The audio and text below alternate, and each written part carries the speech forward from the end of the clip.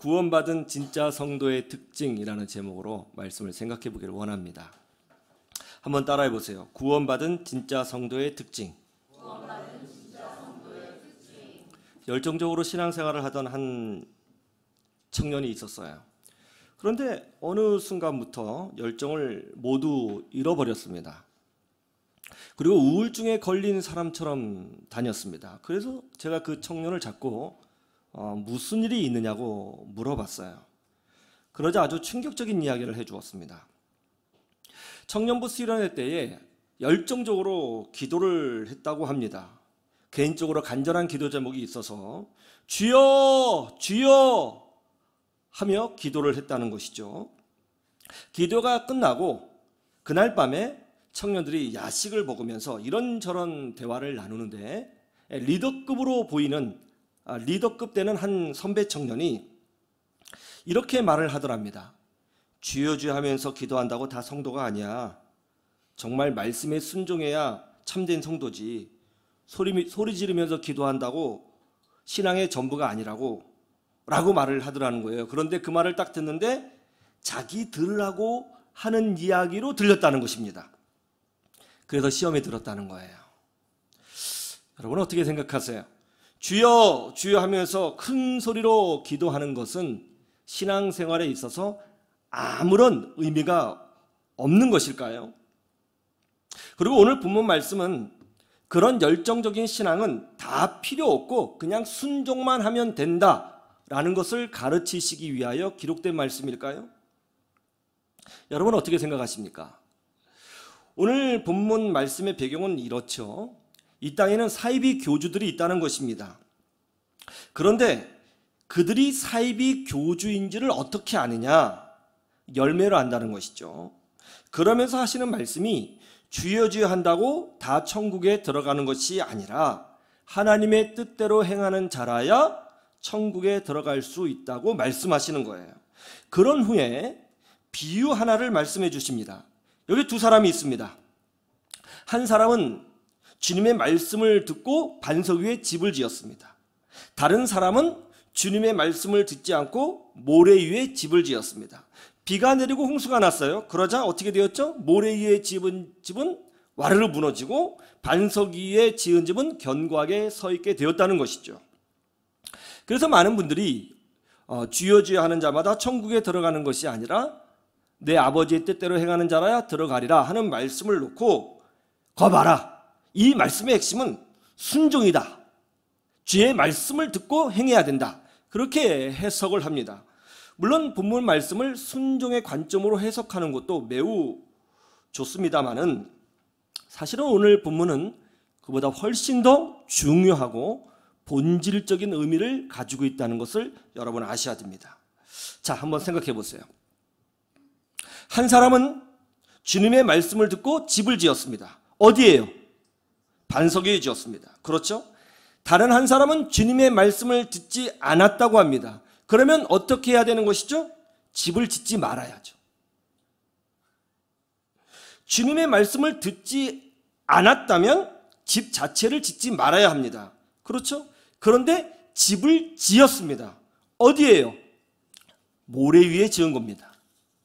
그러니까 반석 위에 집을 지은 사람도 순종해서 집을 지었고 모래 위에 집을 지은 사람도 순종해서 집을 짓기는 지은 거예요. 다만 그 기초가 다른 거죠.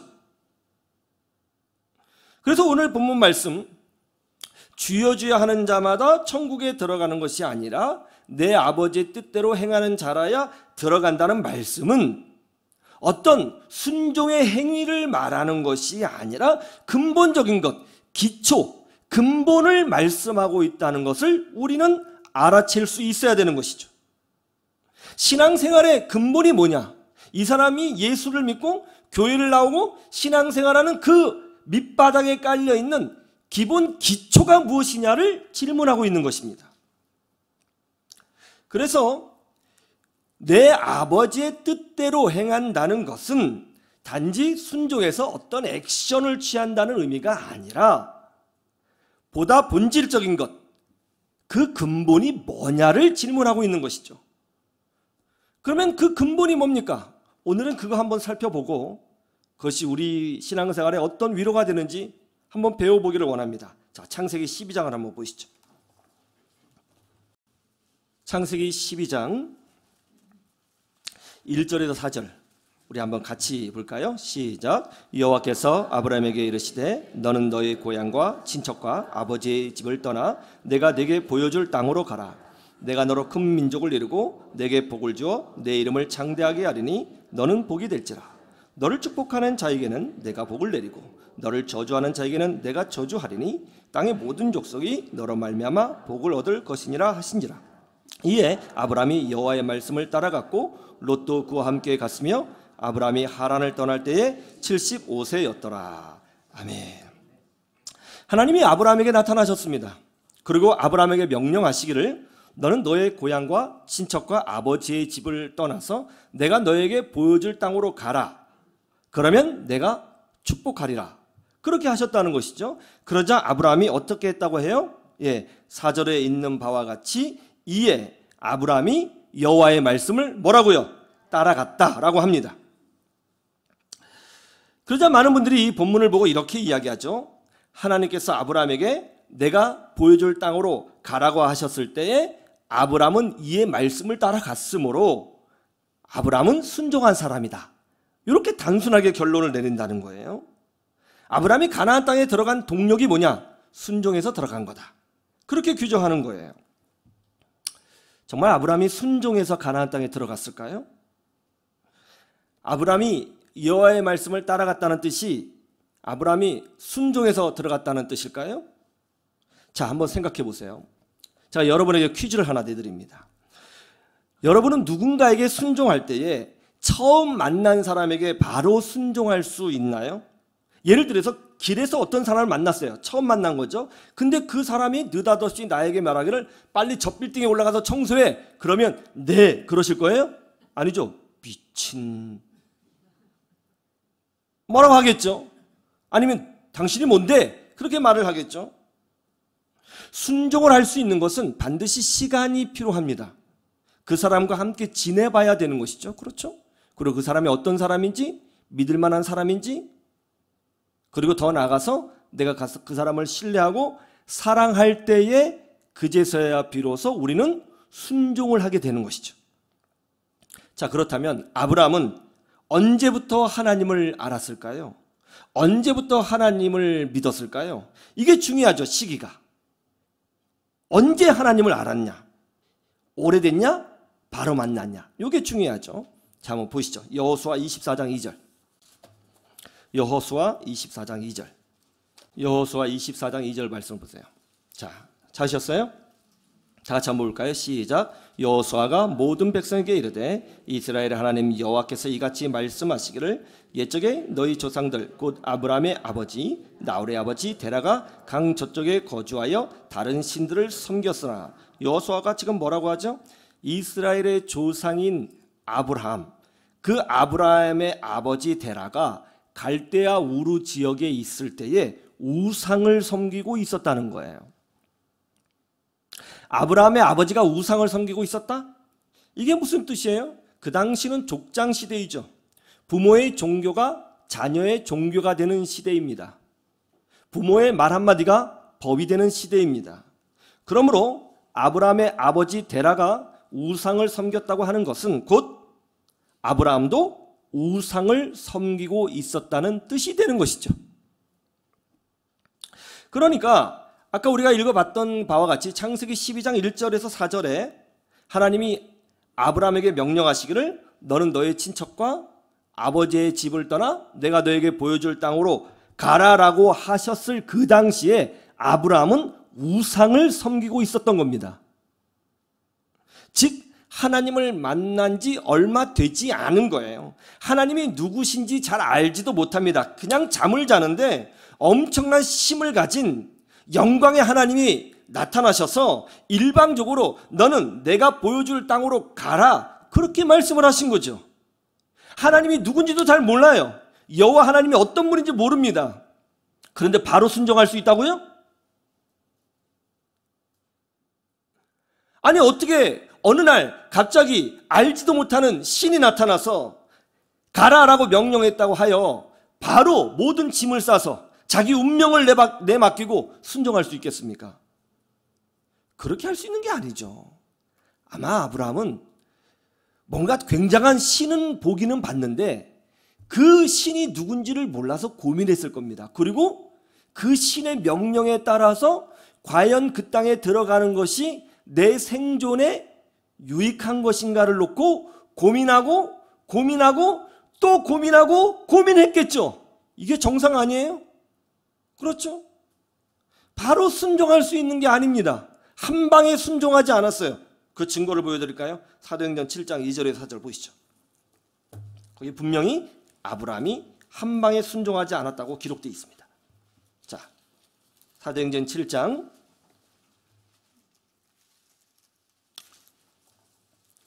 2절에서 4절, 사도행전 7장 2절에서 4절 제가 읽어드릴게요.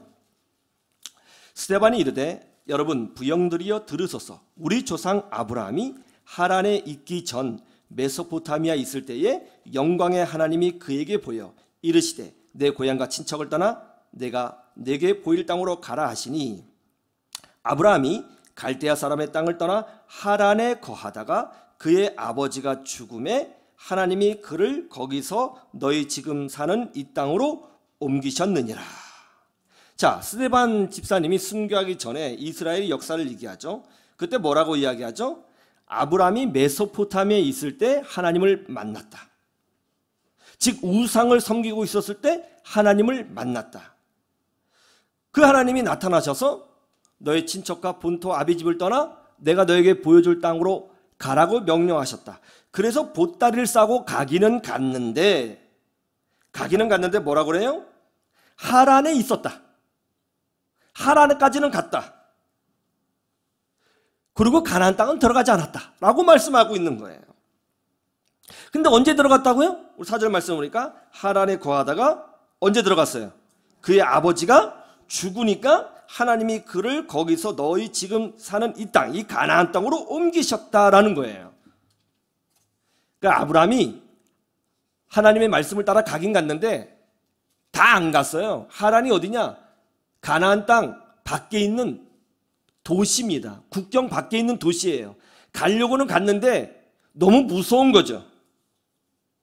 쉽게 가나안 땅에 들어갈 수 없는 거예요. 그래서 그 당시에 큰 도시인 오늘날로 말하면 대전 정도에 가서 거기서 보따리 풀어놓고 살고 있었던 겁니다. 못 들어갔어요. 한 방에 순종하지 않았습니다. 고민한 거예요. 아버지가 늘 말렸겠죠. 얘야, 거기는 무법천지란다. 가나안 땅에 들어가면 다 죽는데 그냥 여기서 살자. 야, 나 거기 가는 거 무섭다. 이렇게 말을 자꾸 하셨겠죠. 그러다가 아버지가 죽으니까 고민하다가 결단하고 그래, 죽으면 죽으리라. 한번 가보자 하고 들어갔다는 거예요. 그러면 아브라함이 이렇게 결단해서 가나안 땅에 들어갈 수 있었던 이유는 뭘까요?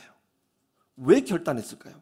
그동안 가나안 땅에 들어가지 못하고 하란이라고 하는 도시에 머물러서 고민하고 주저하고 머뭇거리던 그 아브라함이 어떤 동기에서 아버지가 죽자마자 그래 들어가자 하고 보따리 싸고 무법천지라고 생각되었던 가나안 땅으로 들어갔을까요? 아브라함이 무슨 생각을 했을까요? 궁금해요, 안 궁금해요? 궁금하죠? 한번 보시죠. 히브리서 11장.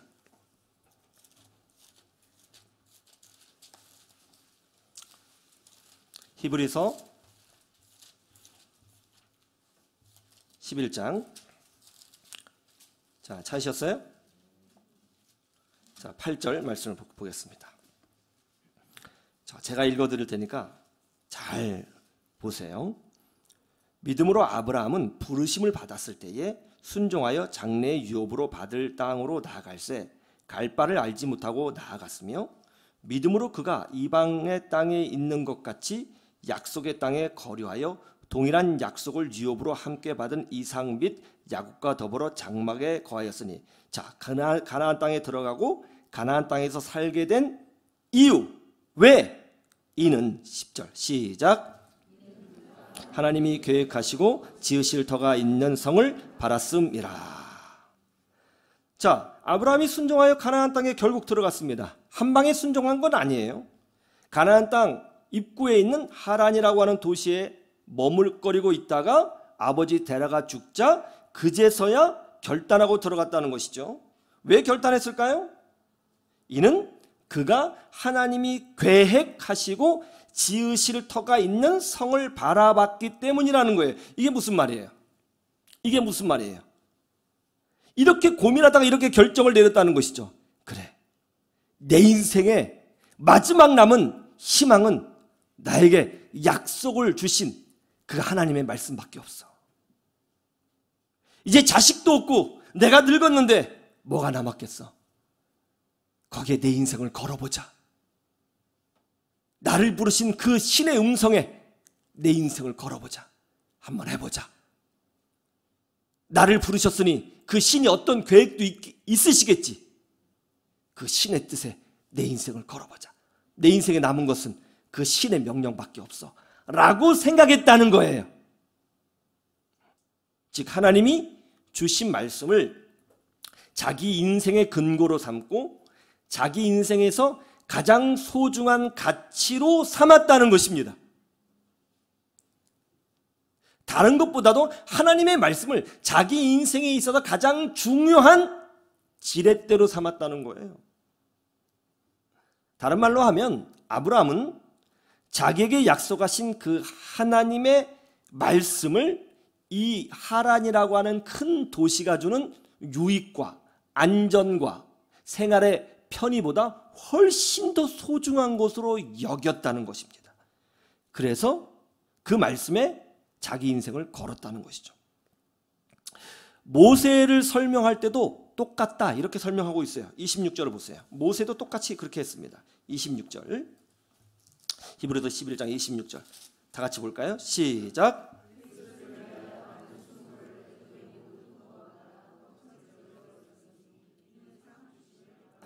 자, 똑같죠? 모세도 똑같다는 거예요.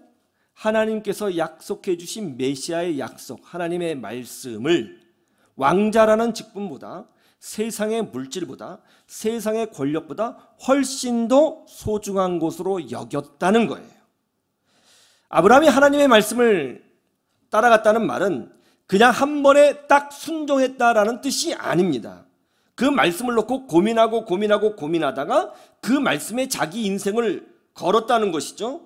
그리고 그 말씀을 자신의 소망으로 삼고 그 말씀을 자기 인생의 가장 가치 있고 값비싸고 세상의 보화보다 귀한 것으로 여겼다는 거예요. 이것이 아브라함이 말씀을 따라갔다는 뜻입니다. 그냥 순종했다는 것이 아니라 말씀을 소중하게 여겼다는 거죠. 마찬가지입니다. 자, 다시 이제 본문을 해석해 보죠. 주여 주여 하는 자마다 다 천국에 들어가지 않고 내 아버지의 뜻대로 행하는 자라야 들어간다 해서 내 아버지의 뜻대로 행한다라는 것은 그냥 순종하는 행위를 말하는 것이 아니라 그 하나님의 뜻을 값비싸고 귀하고 소중하게 여겼다라는 것을 말씀하고 있는 거예요. 그래서 순종하는 자도 집을 짓고 불순종하는 자도 집을 짓는 겁니다. 둘 다 똑같이 순종한 모습을 보여요. 그러나 뭐가 달라요?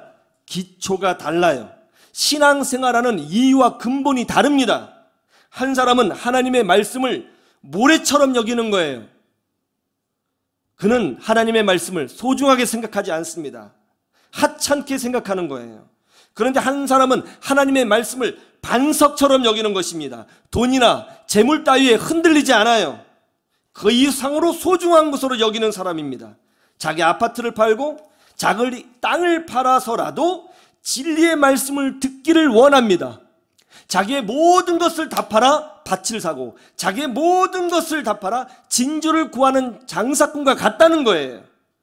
그런 자는 반석 위에 집을 지은 사람과 같다는 것입니다. 단지 액션이 순종을 했다라는 것이 아니에요. 마음의 근본 자세가 다르다는 것이죠.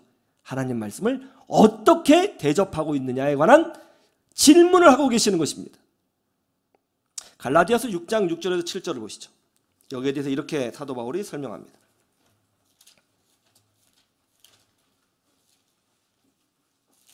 갈라디아서 6장 6절에서 7절.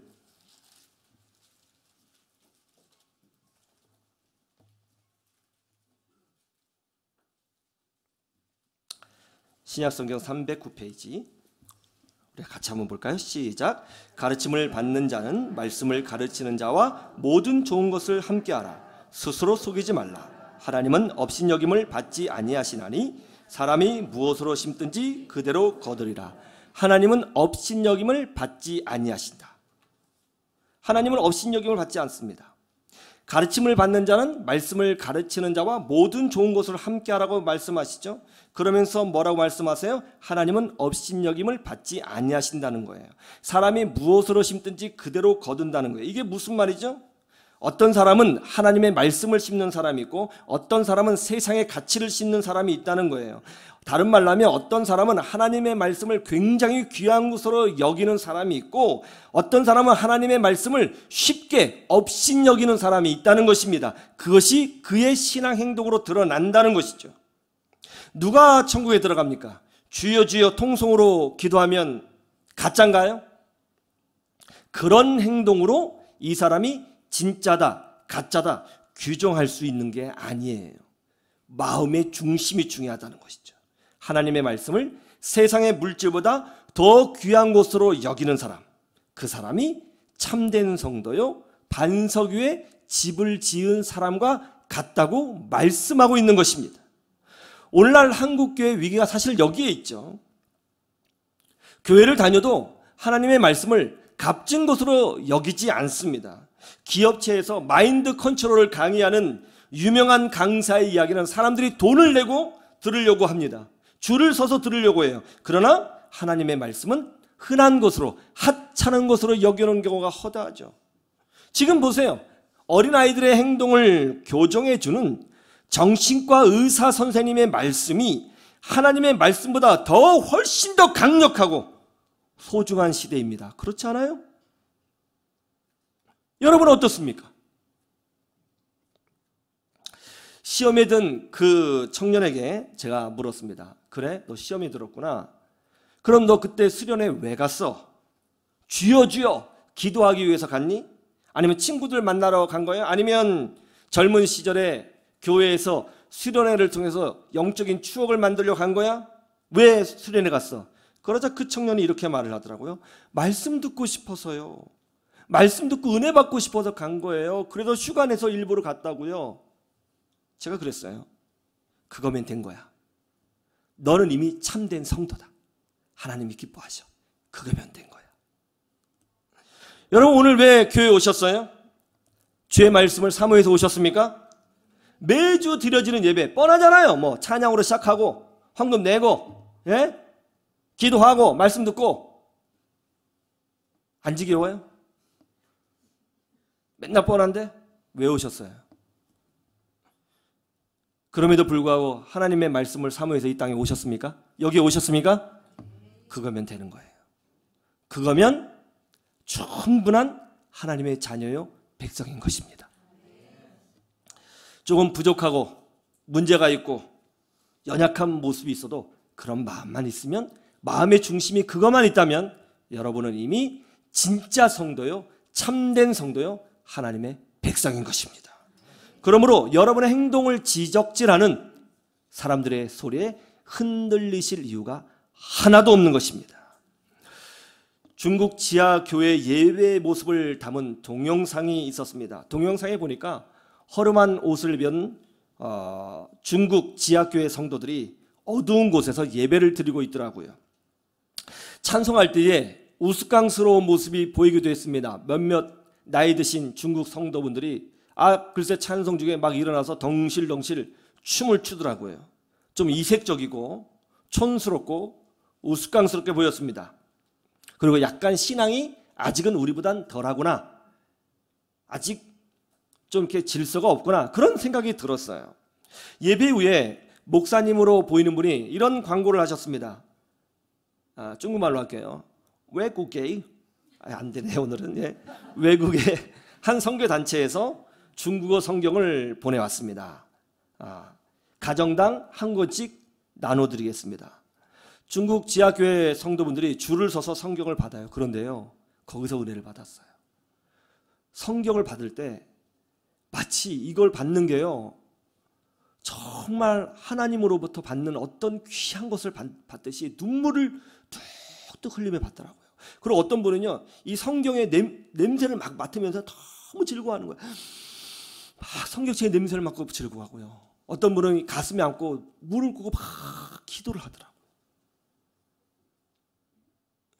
억만금의 돈을 받은 것처럼 그렇게 기뻐하고 감격스러워하는 모습. 여러분 성경책 갖고 여러분 그렇게 감격스러워하세요? 이 중국의 이름 모를 땅에 있는 이 지하교회에 참된 성도들이 있었구나.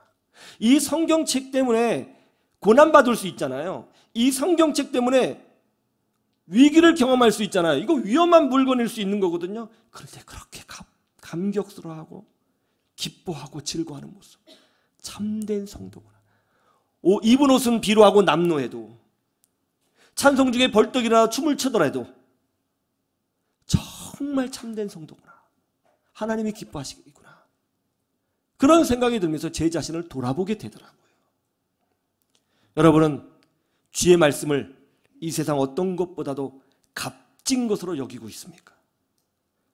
그런 마음이 있다면 여러분은 참된 성도입니다. 여러분 그렇게 사셔야 됩니다.